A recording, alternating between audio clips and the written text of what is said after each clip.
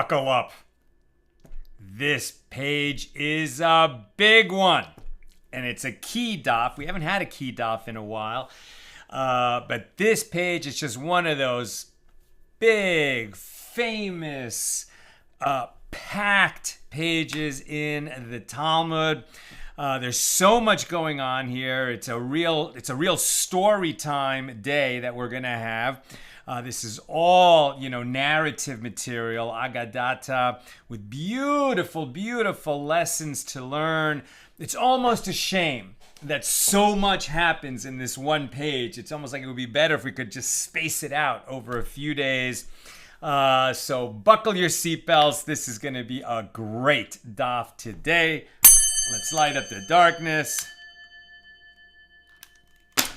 Who's in the house? Sharon in New Jersey, Bill in Missouri, Bella in Florida, Renee in Indiana, Karen in Northern California, David in South Bend, Melissa in Great Neck, Leona in Illinois, Janice in Southern California, Paula in the house, Marjorie in Georgia, Aoife in Florida, Ella with us, Joe in the Inland Empire. Let's do this.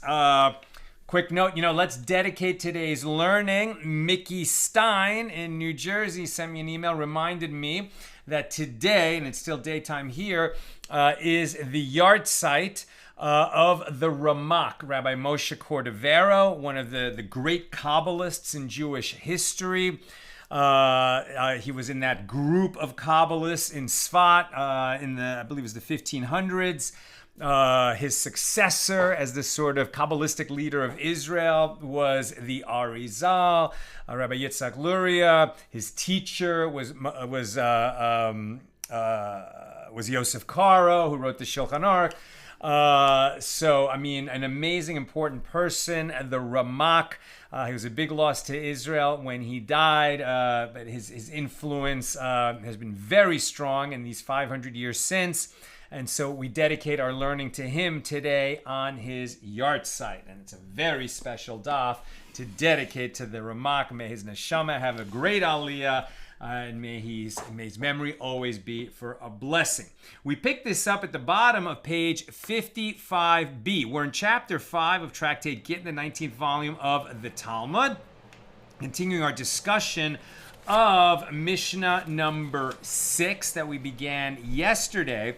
And we learned that during the war, and here the sages mean the war that resulted in the destruction of Jerusalem, the destruction of the Second Temple, the war with Rome, that there were different periods of that war. And we got into this subject because, sort of in the beginning, the Romans decreed that, everyone who wipes out a Jew, who kills a Jew, it's not only a good thing, it's obligatory. Later, there was just a small fine associated with killing a Jew. And later still, it became punishable by death to kill a Jew. So the Roman concept of, how much they hate Jews and how much they want to persecute Jews in this corner of the Roman Empire changed over the course of that war. And as it changed, there were certain halakhic Jewish legal ramifications about people who bought property from thugs who forced Jews in the Holy Land to sell their property. And so we were talking about that yesterday. So now that the sages have mentioned that war, they're going to tell us the story of that war. I remember studying in like a history class in college and talking about the seeds of the Great War in modern times, right? World War I. Now, certainly the seeds of World War I, had to do with governments, but there was, the governments at that time were mostly monarchies, and the monarchs of the various countries in Europe were often related to each other, and so there was both this sense of, history writ large, involving nations and eventually a war the likes of which the world had never seen in terms of its scale and destruction and deadliness. But also, the human relationships that underlay that war. And certainly this has always been the case. Now, when the sages talk about an event as horrible, as painful, as tragic, as the final destruction of the temple, that we have not had the temple in 2,000 years, and right now we're in the 3 weeks when our minds have to be very tuned to the destruction of the temple and our longing for the rebuilding of the temple, which will be the third temple, as envisioned by Ezekiel in his prophecy, and that'll happen when Mashiach comes, when the Messiah comes. So when the sages talk about, us losing the temple, they'll talk about it in a historic way, of course. They'll very much talk about it in a halachic way and the laws that we're no longer able to follow since the temple was destroyed, how the law had to shift at the time that the temple was destroyed, and the Jewish people could no longer gain atonement for their sins through the offerings that were brought in the temple.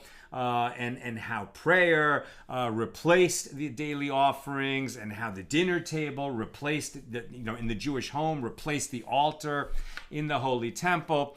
But the sages will also talk about the causes of that war. And on the one hand, there are the sort of causes writ large on the world stage, but they will also look at the causes writ small, as we'll talk about today, the network of relationships and tragic events among human beings that led or that contributed to the destruction of the temple. But of course, they will also talk about the deeds of the Jewish people, which lowered our level, our spiritual level, our level of righteousness, and so that we as a people no longer merited to have the temple in our midst, right? So we have to look to ourselves and examine our deeds. Now, the modern sensibility would say about that, don't blame the victim.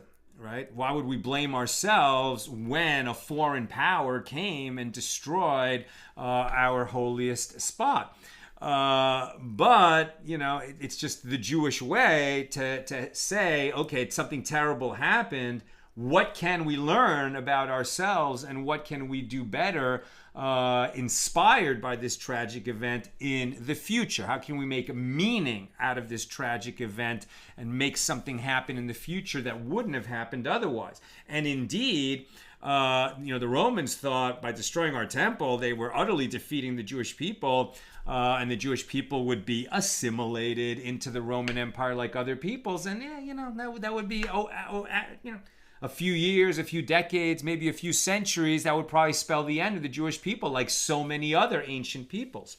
But of course, that's not what happened.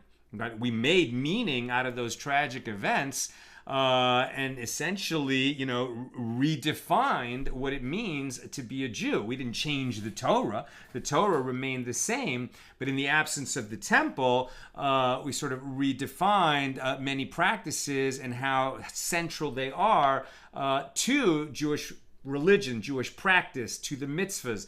Right, and so the synagogue took a new meaning, the home took on a new meaning, all kinds of things took on a new meaning, and it's sort of like the Jewish journey could have ended at that time, and not only did it not end, but over time we flourished, and so many of the choices that were made at that time, particularly by Rabban Yochanan ben Zakkai, as we'll read about today, were so instrumental in sort of, planting a seed in the midst of the soil of tragedy that would eventually sprout and become, the modern history of the Jewish people. Okay, so like I said, we picked this up at the bottom of 55b. Apropos the war that led to the destruction of the Second Temple, the Gemara examines several aspects of the destruction of that temple in greater detail. Rabbi Yochanan said, "What is the meaning of that which is written? Happy is the man who fears always, but he who hardens his heart shall fall into mischief." This is Proverbs 28:14. Now, Rabbi Yochanan is not Rabbi Yochanan ben Zakkai, right? Rabbi Yochanan is Rabbi Yochanan, the debate partner of Reish Lakish that we've encountered so many times. Rabbi Yochanan is saying, what is the meaning of this proverb? Happy is the man who fears always, but he who hardens his heart shall fall into mischief. And, one meaning of that would be that you've got to be ever vigilant about your behavior. You could be having a bad day and snap at someone just because you were having a bad day. It's human, it's understandable, but terrible consequences could arise from that.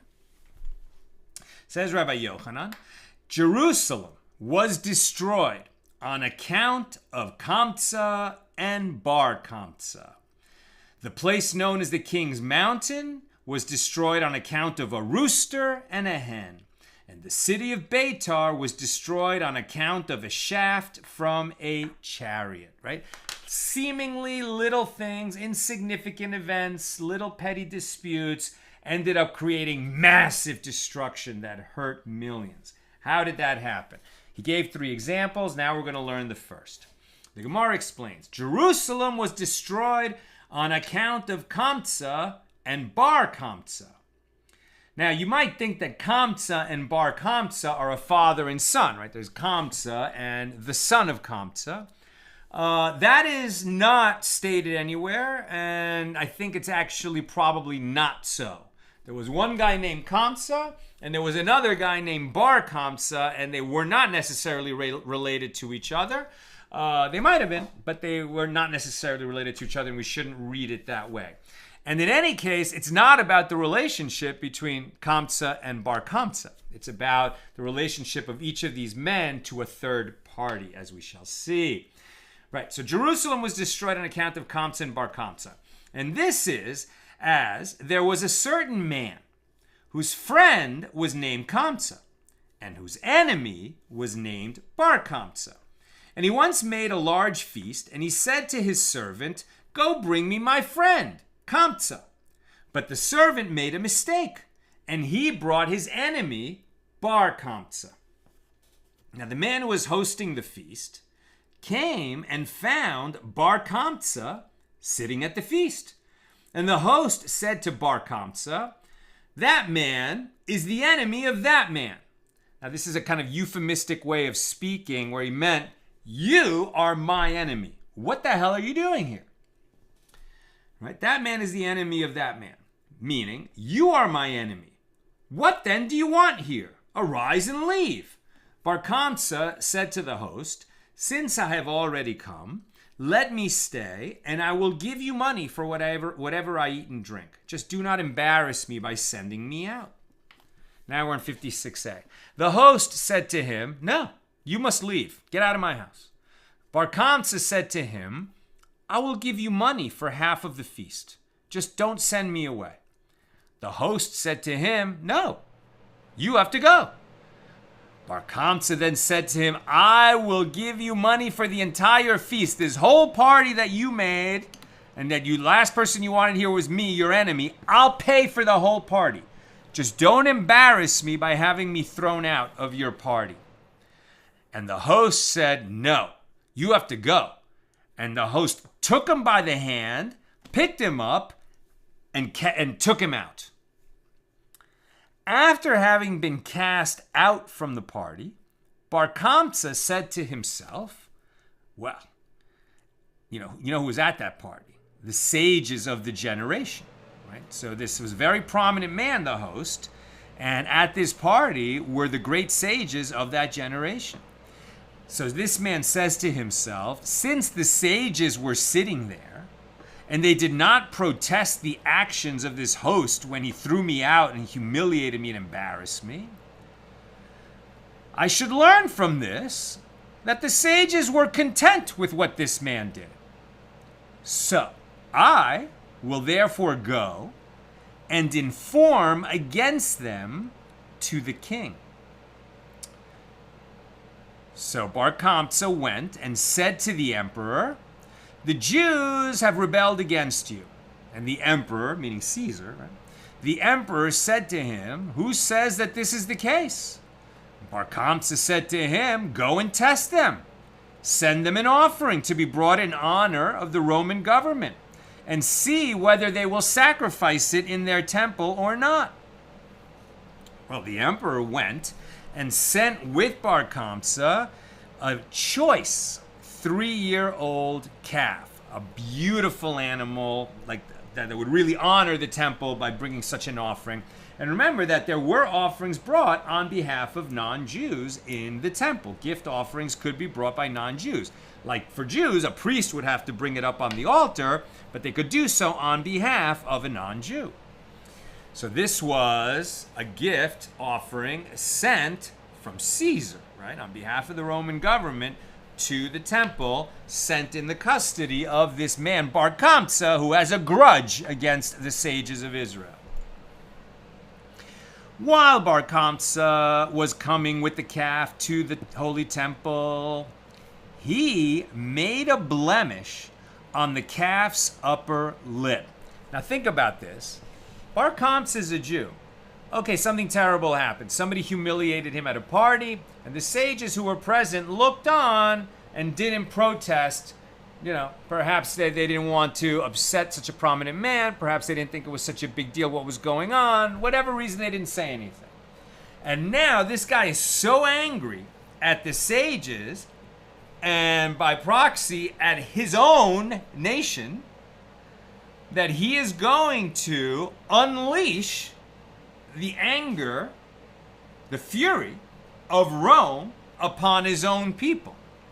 Right? So follow the narrative.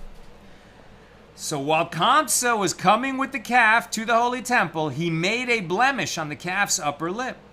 And some say he made a blemish on its eyelids.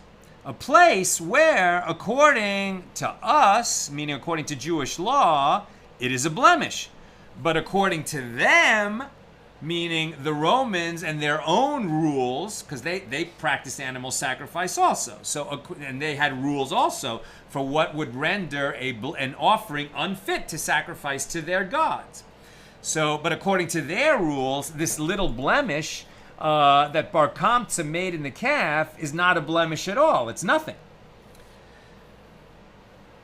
Therefore, when Bar Kamtza brought the animal to the holy temple, the priests would not sacrifice it on the altar because it was blemished according to Jewish law. But they could also not give a satisfactory explanation to the Roman authorities in occupied Jerusalem, who did not consider the animal to be blemished, right? Bar Kamtza brought the animal, but he brought it with a retinue of Roman officials who were there to officiate, or to stand by as a gift from Caesar himself was brought to the holy temple. It was a big deal. So, the blemish notwithstanding, the sages who understood what was happening here thought to sacrifice the animal as an offering anyway, due to the imperative need to maintain peace with the occupying Roman government. Rabbi Zecharia ben Avkolas said to them, and this Rabbi Zecharia ben Avkolas was a very prominent rabbi at that time, but he appears very little in the Talmud, just in this story, and he has like one ruling in Tractate Brachos or Tractate Shabbos, something like that. He's not a name we come upon often, but we come upon him here. He was a senior rabbi at that time, right? Those other sages had to listen to him. Rabbi Zecharia ben Avkolas said to the other sages, if the priests offer up this blemished animal in order to placate the Roman authority, people will say that blemished animals may be sacrificed as offerings on the altar. Well, the sages said if we do not sacrifice it, then we must prevent Bar Kamtza from reporting this to the emperor. Because after all, the Roman officials brought the animal to the temple, but they can't go inside where it's being offered, right? So, but Bar Kamtza will know what happened, right? He has perfect access to what's going on there. So the sages said, if we do not sacrifice the animal, then we must prevent Bar Kamtza from reporting this fact to the emperor. So the sages thought to kill him so that he would not go and inform against them. After all, he had already informed against them and created this whole scenario. He's obviously an enemy of the Jewish people, where if his little plan succeeds, Jews are going to die. Jews are going to be punished. He's going to bring tremendous trouble to the Jewish people. This is a guy who's betrayed his own people. So it's not so surprising that the sages said we should kill him. That's the correct outcome for one who betrays his people and causes his own people to die. The sages thought to kill him so that he would not go and speak out against them. But Rabbi Zecharia said to them, if you kill him, people will say that one who makes a blemish on sacrificial animals is to be killed. Now that's not what they're going to say if they hear what the story is. But maybe they can't really let the story get out, and some people might think, well, what really happened was it was a blemished animal, and so they killed Bar Kamtza. And so what happened was the sages were paralyzed. They didn't know what to do, and so they did nothing. As a result, they did nothing. Bar Kamtza's slander was accepted by the authorities, and consequently, the war between the Jews and the Romans began. Rabbi Yochanan, later Rabbi Yochanan, says the excessive humility of Rabbi Zecharia ben Avkolas destroyed our temple, burned our sanctuary, and exiled us from our land. Sometimes you have to act and you have to think big picture. Rabbi Zecharia was just thinking, immediate policy considerations, immediate legal needs. He didn't see the big picture, and the other sages didn't overrule him. The Roman authorities then sent Nero Caesar against the Jews. Now, there was a Caesar named Nero, the one who fiddled while Rome burnt, right? This is not that guy. Caesar, now we use it as interchangeable term for the emperor of Rome, but really Caesar was a family name. So this Nero Caesar was understood to be of that royal family, but not the Caesar at that time. He was just, a very important guy in Rome, who his family, one of whom was the actual, Caesar in Rome, the emperor in Rome, had dispatched this cousin, let's say, Nero, named Nero, and there were a lot of them named Nero, but this particular cousin named Nero, to go deal with the Jewish problem in Israel. Right? The Roman authorities then sent Nero Caesar against the Jews. When he came to Jerusalem, he wished to test his fate, and he shot an arrow to the east, and the arrow came and fell in Jerusalem. And he then shot another arrow to the west, and it also fell in Jerusalem. He shot an arrow in all four directions of the heavens, and each time the arrow fell in Jerusalem.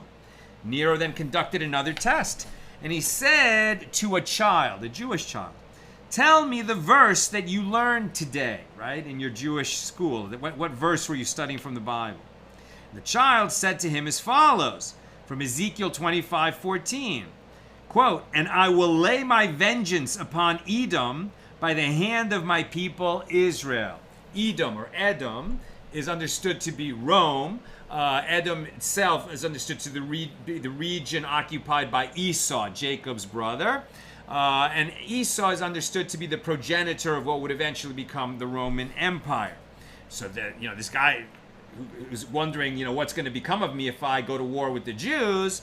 So he shoots his arrows in all different directions, and the arrow always lands in Jerusalem. So that tells me that heaven has decreed that it's time for Jerusalem to fall, right? That's because of the sins of the Jewish people.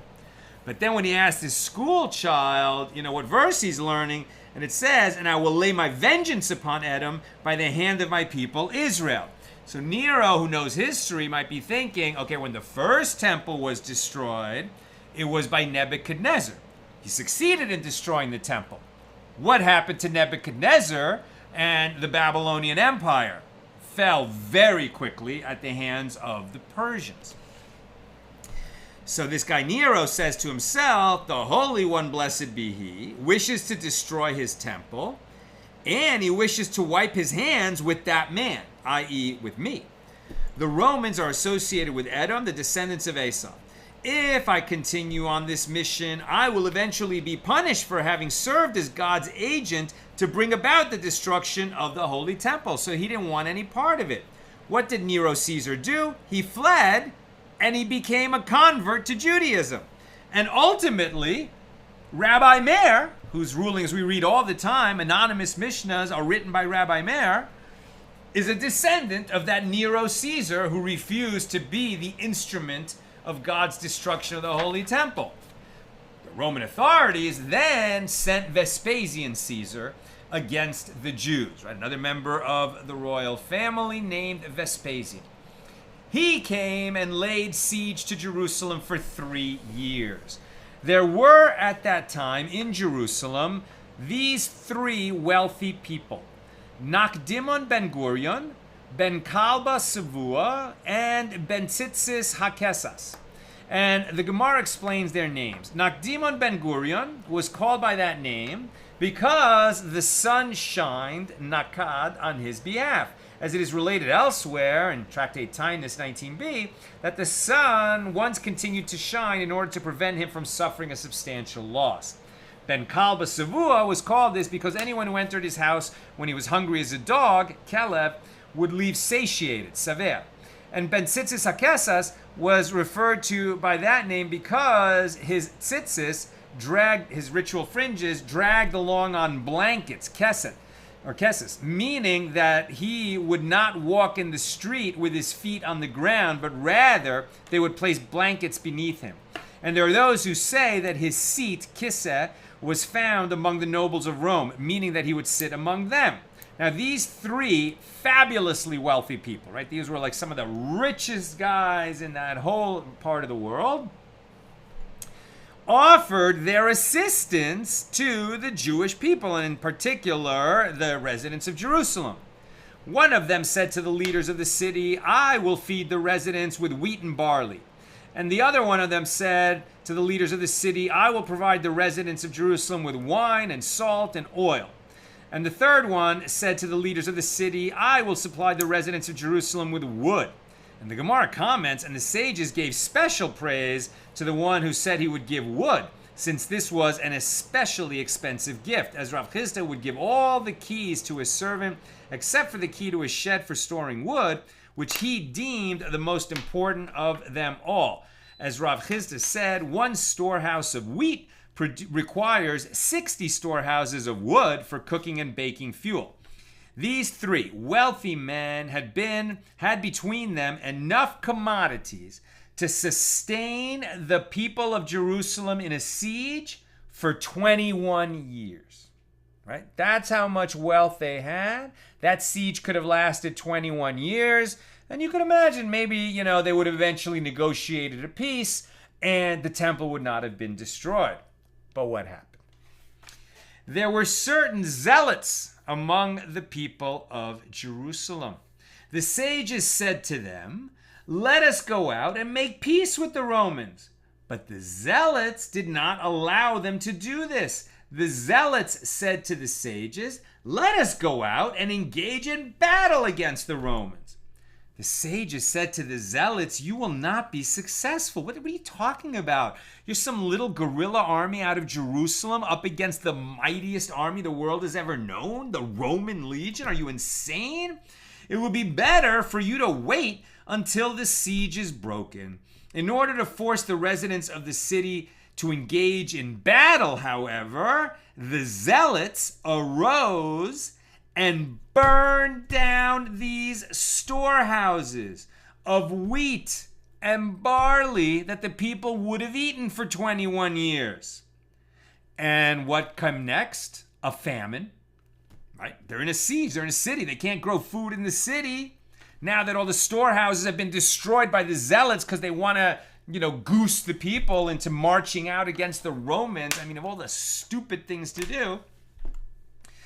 Now, but the zealot is not thinking straight, right? He's blinded by his rage and his opportunistic thinking. This is our chance. God must be on our side. We're going to wreck the Romans. They couldn't see the signs. Obviously the spiritual level of the people had sunk so low, and that's why God had put them in this situation. Now, with regard to this famine, it is related that Marta bas Beysos was one of the wealthy women. Beysos. Marta bas Beysos was one of the wealthy women of Jerusalem. She sent out her agent and said to him, "Go, bring me fine flour, semida." By the time he went, the fine flour was already sold. He came and said to her, "There is no fine flour, but there is ordinary flour." She said to him, "Well, go then and bring me ordinary flour." By the time he went, the ordinary flour was also sold out. He came and said to her, there's no ordinary flour, but there's coarse flour. She said to him, go and bring me the coarse flour. Does this guy not get the message? He's like, it's like a sitcom. She said, so bring me the coarse flour. Okay, the servant goes back, and by the time he went, the coarse flour was already sold out. And he came and said, no coarse flour, but there is barley flour. She said, go and bring me the barley flour. But once again, by the time the servant went back there, the barley flour was sold out. That's how fast all the food was gone in the city. Having gone through COVID, now we can picture, a run on the supermarket when people are panicked. She had just removed her shoes, but she said, well, I will go out myself and see if I can find something to eat. She stepped out into the street and stepped in some dung, which stuck to her foot, and overcome by disgust, she died. It's this picture of a woman, who was so fabulously rich and lived such a sheltered and exquisite and finely tuned life that she never came into contact with anything that wasn't of the finest. That's why her servant couldn't even imagine bringing her these low-grade, flour, like, wheat flour, barley flour, coarse flour. He couldn't imagine feeding her that. And this woman was so, living in that ivory tower, so to speak, that when the reality of this famine set in, she just perished so quickly. And now we finally meet Rabbi Yochanan ben Zakkai in this story. Rabbi Yochanan ben Zakkai read concerning this Marta bas Beysos a verse concerning her, a verse found in the section of the Torah listing the curses that will befall Israel, right? Remember, at the time that Moses was finishing the Torah, right, by reading that final sermon that took a month, which is the book of Deuteronomy, when the children of Israel are right at the edge of the promised land, Moses is not going to be allowed to enter with them. But at that time, he reads to them, they arrange to hear the curses and the blessings and the curses. The blessings if you live a life of Torah as a nation, and the curses if you don't. So listed among the curses, in Deuteronomy 28:56, quote, the tender and delicate woman among you who would not have ventured to set the sole of her foot upon the ground, she will come to be destroyed. Right? And there are those who say that she did not step on dung, but rather she ate a fig of Rabbi Tzadok and became disgusted and died. And what are these figs? Rabbi Tzadok observed fasts for 40 years, praying that Jerusalem would not be destroyed. He could see how the spiritual level was falling and falling and falling, and that God would eventually remove the temple from our midst. And so he was such a great tzaddik, such a great righteous person, that his prayers were really heard. And it was almost like his prayers, sort of forestalled that destruction for many years. But he really starved himself in order to be praying basically 24/7. Right, so there are those who say, so Rabbi Tzadok observed fasts for 40 years, praying that Jerusalem would not be destroyed. And he became so emaciated from fasting that when he would eat something, it was visible from the outside of his body. And when he would eat after a fast, they would bring him figs. And he couldn't even eat the figs. He would just suck out their liquid and then cast the rest of the fruit away. And it was one of these kind of used up figs that Marta bas Beysos found, and that caused her death. And it is further related that as she was dying, she took out all of her gold and silver and threw it in the marketplace. And she said, why do I need this? I'm dying. I can't use this money for anything. It doesn't help me to be rich if I'm starving to death. And this is as it is written, they shall cast their silver in the streets, and their gold shall be as an impure thing. Their silver and their gold shall not be able to deliver them in the day of the wrath of the Lord. They shall not satisfy their souls, neither fill their bowels. Ezekiel 7:19. So the Gemara relates that Abba Zecara was the leader of the zealots. Okay?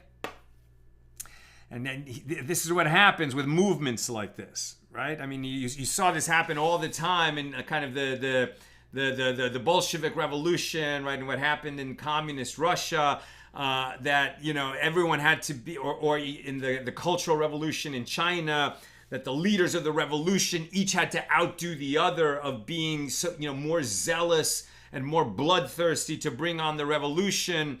And then even the leaders of the revolution, if they at some point were thought to be not bloodthirsty enough or not zealous enough, their co-zealots would turn on them, right? So this is that kind of a story. Abba Zecara was the leader of the zealots of Jerusalem and the son of the sister of Rabban Yochanan ben Zakkai. Rabban Yochanan ben Zakkai sent a message to Abba Zecara. He could talk to him, right? The zealots were crazy, but at least this was his nephew. And said to him, "Come to me in secret." And Abba Zecara came. And Rabban Yochanan ben Zakkai, right, who was the gadol of the generation, right, the greatest sage of that generation. Rabban Yochanan ben Zakkai said to him, "Until when will you do this and kill everyone through starvation? This battle that you're waging against Rome, this siege that we don't have food, we're not going out to war against them because you know we're going to lose, so we're all just dying here. What the hell are you doing?" Abba Zecara said to Rabban Yochanan ben Zakkai, "What can I do? For if I say something to them, they will kill me." I'm sure it was evident to the zealots that they had, gone totally wrong. But what did they do? Double down in their, crazy self-destructive strategy. So Rabban Yochanan ben Zakkai said to him, "Show me a way so that I will be able to leave the city, and maybe it's possible that through this there will come some small salvation for our people." And Abba Zecara said to him, "Okay, this is what you should do. Pretend to be sick and have everyone come and ask about your welfare so that the word will spread about your ailing condition.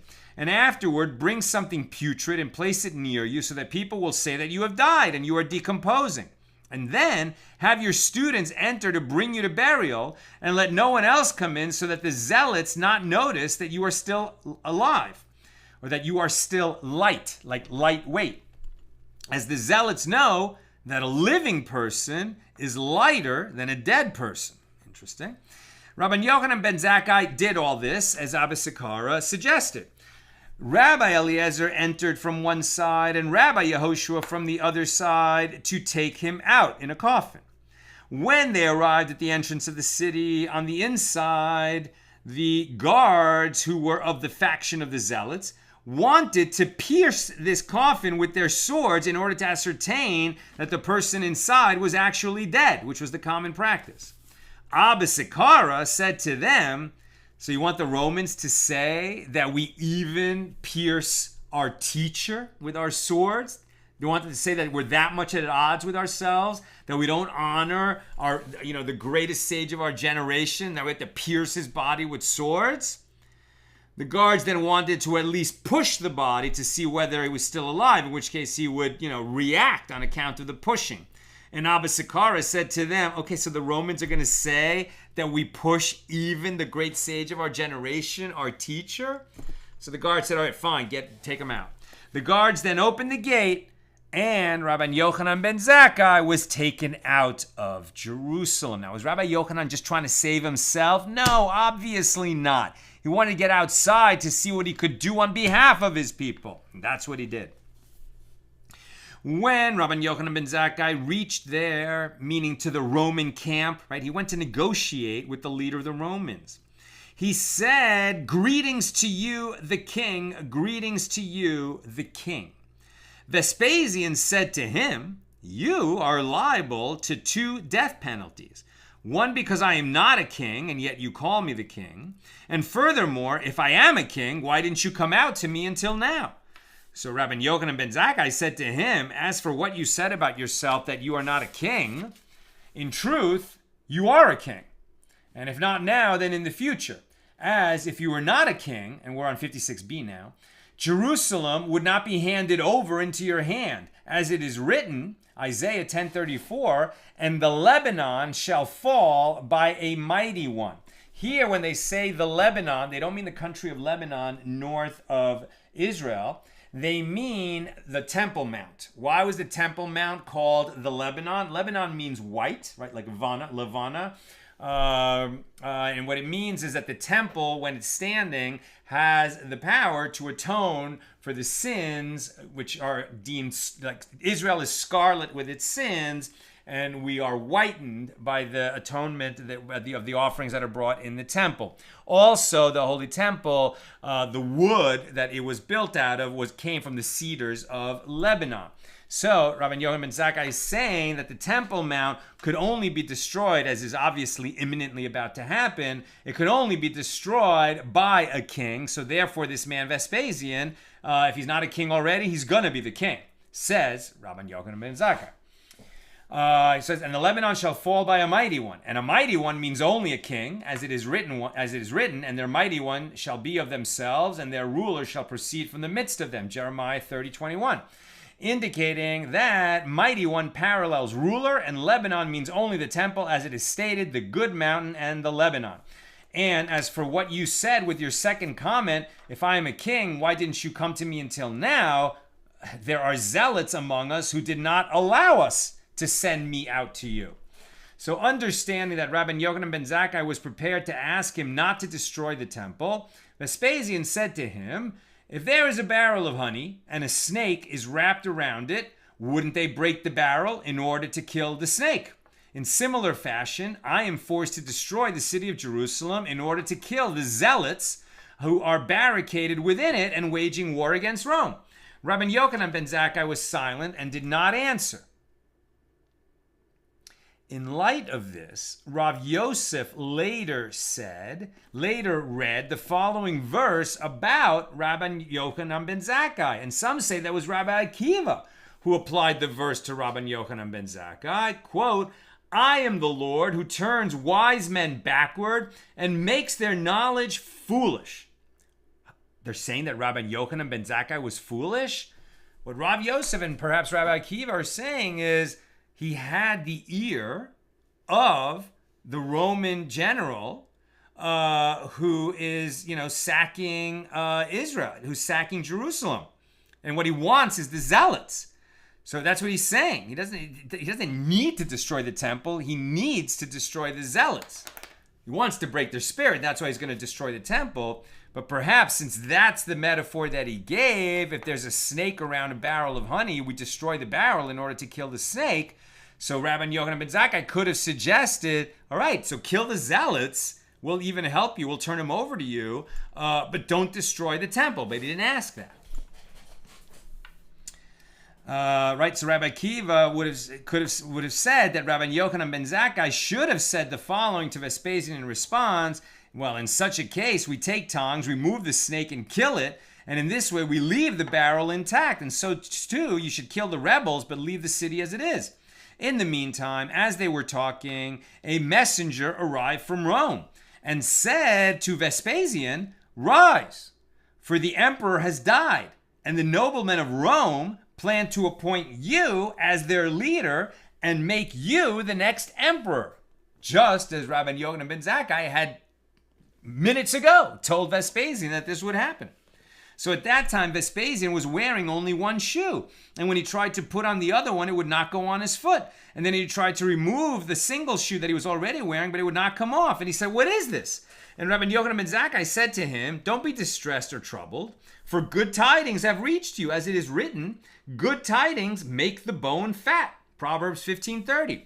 And your feet have grown fatter out of joy and satisfaction.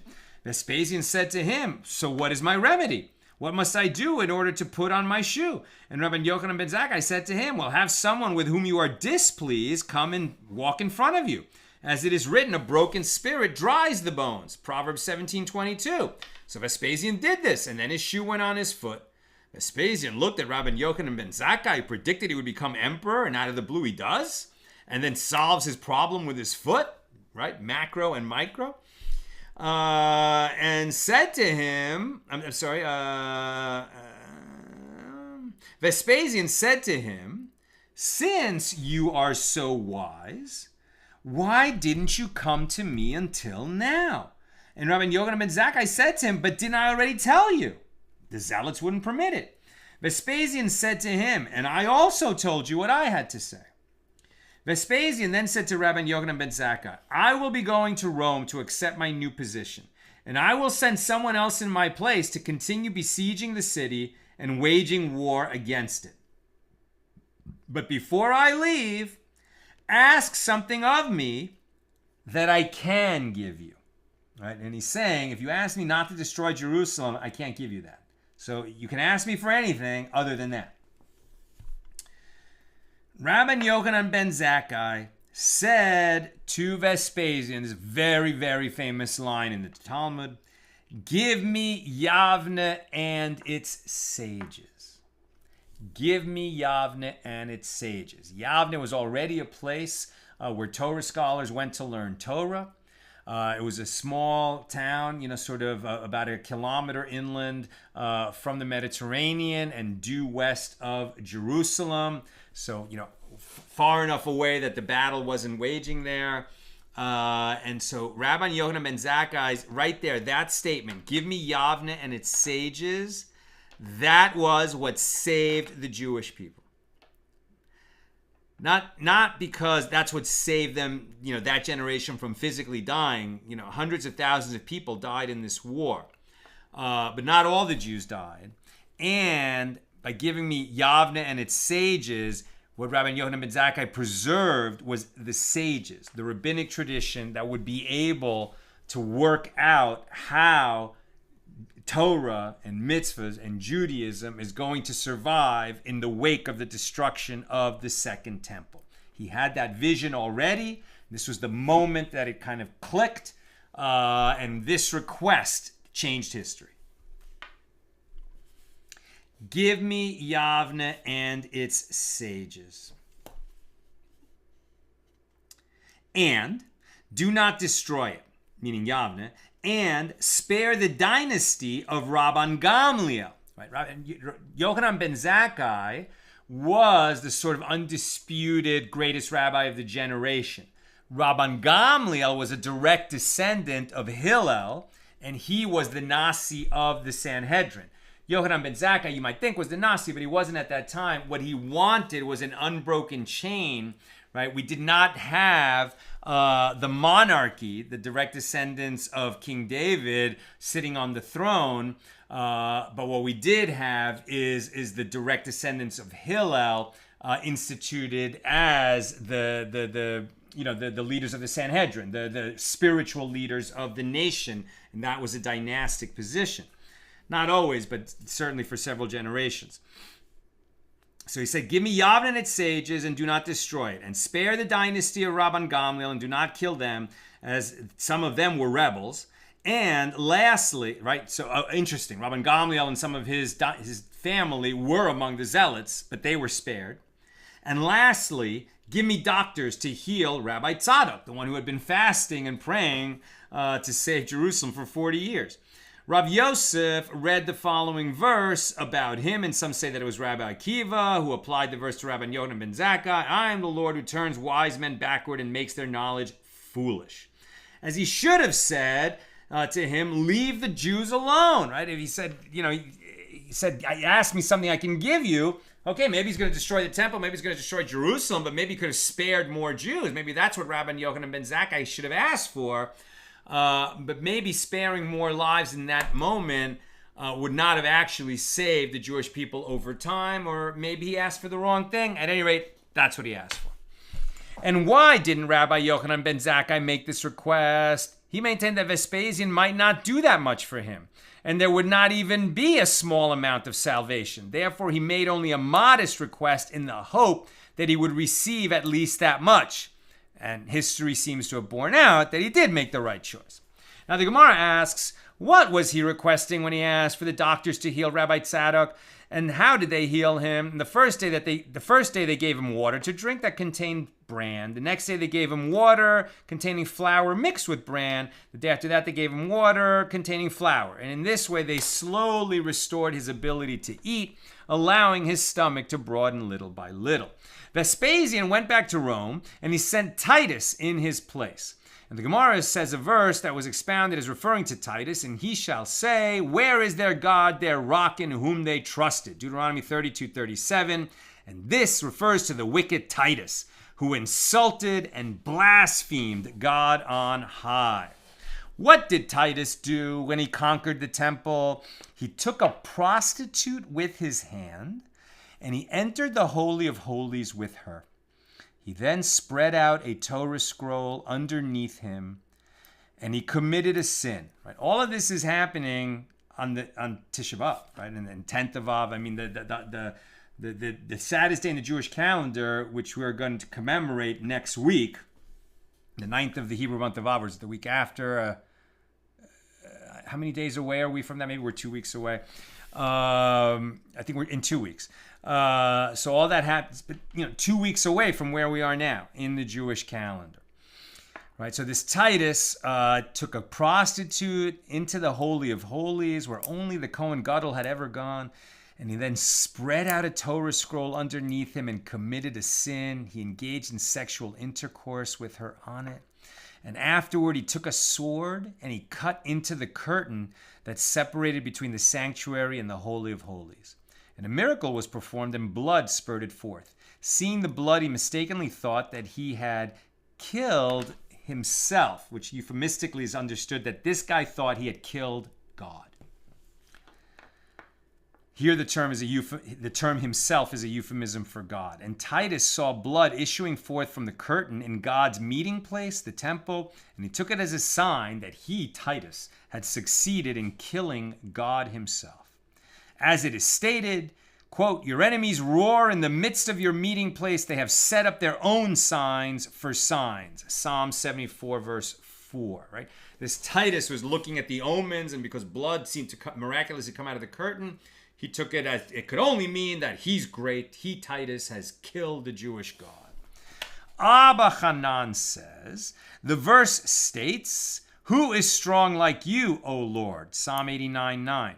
Who is strong and indurate like you, meaning God, as you hear the abuse and the blasphemy of that wicked man and remain silent? Right? God had a plan. He certainly was going to take care of Titus. And God had a plan for the Jewish people who had, in a sense, brought this on themselves. But we're meant to learn from God, right? So this man is blaspheming about God in the house of God. And God, who had the power to just strike him dead immediately, waited, was modest, was silent. How much more should we be modest and quiet in the face of insults about ourselves? Who is like you, O Lord, among the gods? Elim should be read as, who is like you among the mute? Ilmim, for you conduct yourself like a mute, remain silent in the face of your blasphemers. What else did Titus do? He took the curtain and formed it like a large basket, and he brought all of the sacred vessels of the temple and placed them in it. And he put them on a ship to go and be praised in his city of Rome. So because he had conquered Jerusalem, right? He wanted a parade for Titus in Jerusalem. And in fact, that is depicted, right, on that arch, that famous arch in Rome. I think it's called the Arch of Titus, isn't it? Where they, carved this beautiful picture, well-carved picture of the Roman soldiers bringing the menorah, famously the menorah, and the other temple vessels from the temple, which they destroyed in Jerusalem, back to Rome, and it's never been seen since. As it is stated, quote, and so I saw the wicked buried and come to their rest, but those that had done right were gone from the holy place and were forgotten in the city, and this also is vanity. Ecclesiastes 8:10. Do not read the word as buried, kevurim, rather read it as collected, kevutzim. And do not read the word as, and were forgotten, veyishtakehu. Rather read it as, and they were praised, veyishtabechu. According to this interpretation, the verse speaks of those who will gather and collect items from the holy place, the temple, and be praised in their own city for what they had done. It was a prophecy that came true. And there are those who say that the verse is to be read as written, as it is referring to items that were actually buried. And this is because even items that had been buried were revealed to them, i.e. Titus and his soldiers, and they found all the sacred vessels that the priests had tried to hide from them. It is further related about Titus that he was once traveling at sea, and a wave rose up against him. You can imagine this is on the way back to Rome. And a wave rose up against him and threatened to drown him. And Titus said, well, it seems to me that their God, meaning the God of Israel, has power only in the water. Pharaoh rose against them, and he drowned Pharaoh in water. And Sisera rose against them, and he drowned him in water. Not literally, Sisera was killed by Yael, but his army was swept away by a river. Here too, he has risen, he, meaning God, the Hebrew God, has risen up against me to drown me in water. If he is really mighty, let him go up on dry land and there wage war against me. Right? Titus, taunting God. A divine voice issued from heaven and said to Titus, wicked one, son of a wicked one, grandson, many generations removed, but grandson of Esau, the wicked, for you are among his descendants and you act just like him. I have a lowly creature in my world, and it is called a gnat. Now, you want to go to war with God? This is how God goes to war with you. And the Gemara interjects. Why is the gnat called a lowly creature? It is called this because it has an entrance for taking in food, but it does not have an exit for excretion. And the Gemara resumes its story about Titus. So the divine voice continued, go up on dry land and make war with it. Right? God is saying, you want to make war with me? I'll bring you back to dry land, and you can make war with the smallest of my creatures, a gnat. Let's see how you fare. Titus went up on dry land, and the gnat came, flew up his nostril, and picked at his brain for 7 years. Titus suffered greatly, day after day after day for 7 years. Until one day he passed by the gate of a blacksmith's shop, and the gnat heard the sound of the hammer and was silent and still. And Titus said, there's a remedy for my pain. So every day they would bring a blacksmith who hammered before him, and he would give 4 dinars as payment to a Gentile blacksmith, and to a Jew he would simply say, it is enough for you that you see your enemy in so much pain. But he would pay a Gentile blacksmith to hammer. If it was a Jewish blacksmith, he would just say, it's a reward for you that you can see your enemy in pain. Titus. And Titus did this for 30 days. And it was effective for 30 days. But from that point forward, since the gnat became accustomed to the hammering of the blacksmith, it once again resumed picking away at the brain of Titus.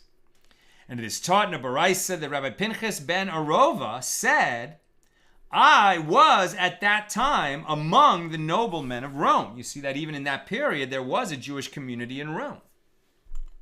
And when Titus died, they split open his head and found that the gnat had grown to the size of a sparrow, weighing 2 sela. And it was taught in another Baraisa, it was like a 1-year-old pigeon. I mean, imagine a gnat had grown to the size of a pigeon, weighing 2 litra. And Abaye said, we have a tradition that its mouth was made of copper and its claws were fashioned from iron. When Titus was dying, he said to his attendants, burn that man, meaning himself, and scatter his ashes across the 7 seas so that the God of the Jews should not find me and stand me for judgment. Oh, I should have warned you. That's where we're going to stop for today. Tomorrow we'll continue the story with Onkelos, who was the son of Titus's sister, who became a convert to Judaism and wrote one of the most important translations of scripture in the history of the Jewish people. And he will continue this story when he asks the ghost of Titus what goes on in that upper world. So stay tuned for that.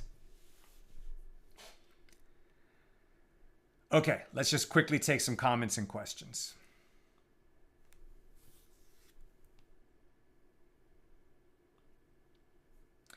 On Gittin 56, maybe my rendition of this tale left you stunned and amazed, and there are no questions. No, here we go. Tom, Regarding Zecharia concern about what people will think, there always seems to be fear that people will draw the wrong conclusion. Why can't they simply explain that this is a special exception? Right, great question. Why couldn't they just promulgate that knowledge? I think the answer is probably it wasn't so simple. Like sort of putting out that word through a brochure or a pamphlet or even word of mouth might cause just as much trouble with the Roman authority. I mean, obviously we're only getting such a short rendition of this history. I'm sure there was a lot more to it, but still, it's a great question. And Bill, it's also worth noting that this cousin Nero is living at the same time as the Emperor Nero, although probably under the reign of his predecessor, Emperor Claudius. Nero's catastrophic reign would then be seen by some contemporary Jews and Christians as part of God's response to the Roman sacrilege in Jerusalem. Yeah, and some would also say that the eruption of Mount Vesuvius, right at Pompeii, which was like Malibu, right? I mean, like the summer playground of the rich and famous of Rome, and they all were like just vaporized in one day by this massive eruption. I don't know that any emperor died in that destruction, but a lot of people. There was definitely an act of God, so to speak, visited massive destruction that really impacted Rome. That's what I've got for us today, and with God's help, we'll be together again tomorrow, Friday, at the regular Friday time of noon Pacific, to continue